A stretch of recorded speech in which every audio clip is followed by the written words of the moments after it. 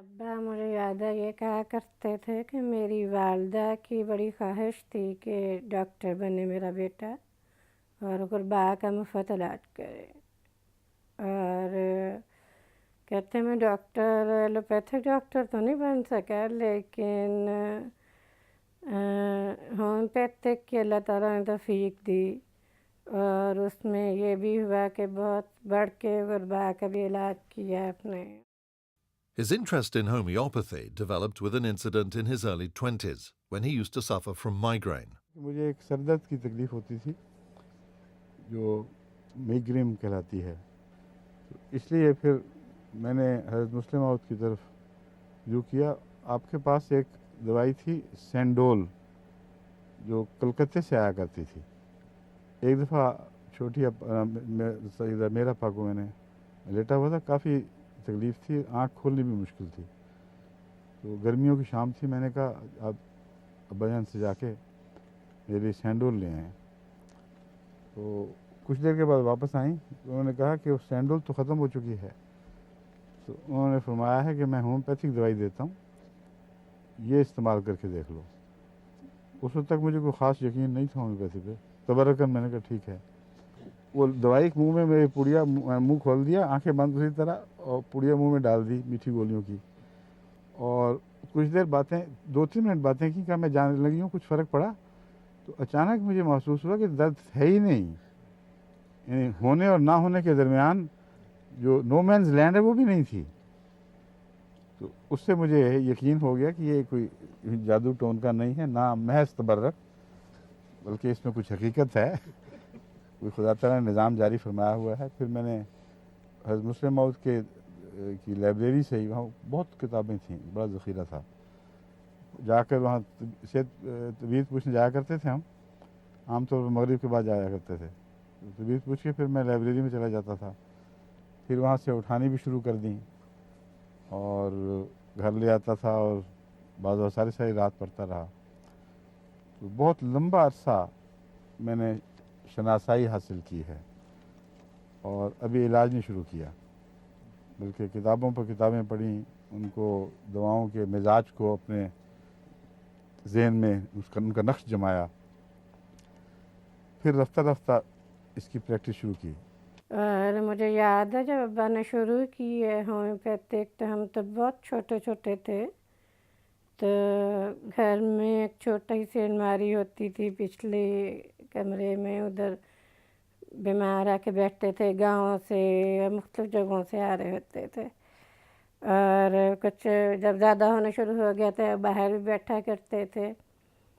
پھر جب کافی زیادہ بڑھ گئے تو پھر ابا نے یہ پہلے تو پھپھی میں ابھی سندھ ہوا کرتی تھی میری پھپھی، ان کے گھر لے گئے تھے، پھر وہاں بھی جب نہیں سنبھال سکے تو پھر اپنے وقف جدید کے دفتر میں لے گئے تھے، اور ادھر ابا کرتے رہتے۔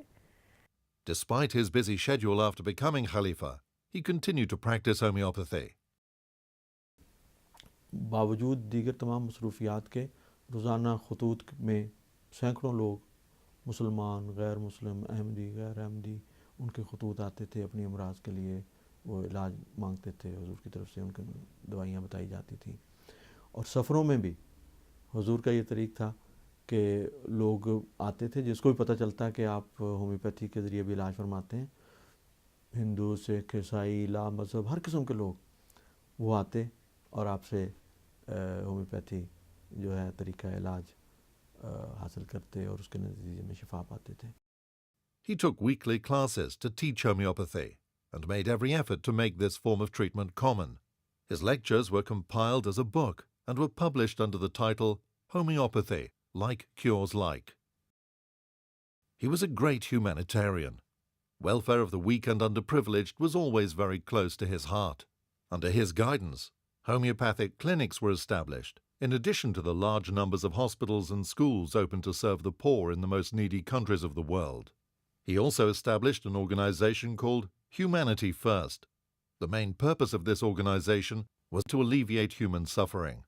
Physicians, teachers, engineers, and professionals from all walks of life belonging to the community volunteered their time to help the deprived by providing basic medical and educational needs. Special envoys were sent in war-torn and disaster-struck countries to provide urgent medical help and relief. If you believe in Creator, you must also believe in His creation. If you love the artist, you must also love his art. As such, our concept of Islam is so beautiful and so well poised that it has started attracting attention all over the world. People from the north, from the south, from the west, from the east, all over the world joining Ahmadiyyat at a greater speed, which is now turning into not a speed but acceleration. And if you go to Africa, if you travel to Southeast Asia, small islands like Tuvalu, etc., everywhere you will find more number of people joining Ahmadiyyat and finding peace, finding a singleness of human character which is missing elsewhere.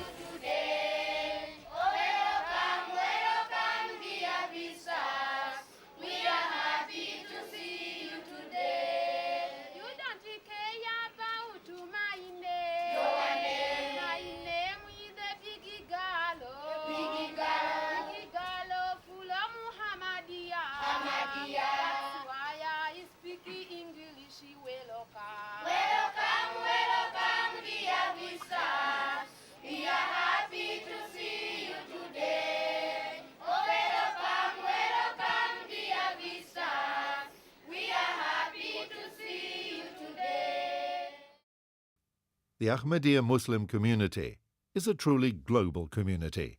Under the dynamic leadership of Hazrat Khalifatul Masih IV, the community continued to spread throughout the world. Right from the beginning of his Khilafat, he regularly traveled to European countries, including Germany, Holland, Belgium, France, Switzerland, Italy, Spain, Sweden, Denmark, Norway, and Portugal. His visits enhanced the missionary efforts and rejuvenated these communities. In the Far East, he toured Singapore, Fiji, Australia, Japan, and Sri Lanka to meet members of the community and to make an appraisal of the opportunities for further progress. He took the message of peace to the people of Africa and toured Gambia, Sierra Leone, Liberia, the Ivory Coast, Ghana, and Nigeria in 1988. This highly successful tour of 6 countries spanned over 5 weeks. During his tour, he met heads of state, ministers, parliamentarians, and paramount chiefs. The members of the community were overjoyed to meet the Khalifa. He breathed new life into the community, and many came into the fold of Ahmadiyyat. He continued the missionary efforts to Mauritius and East Africa, where he toured Kenya, Uganda, and Tanzania.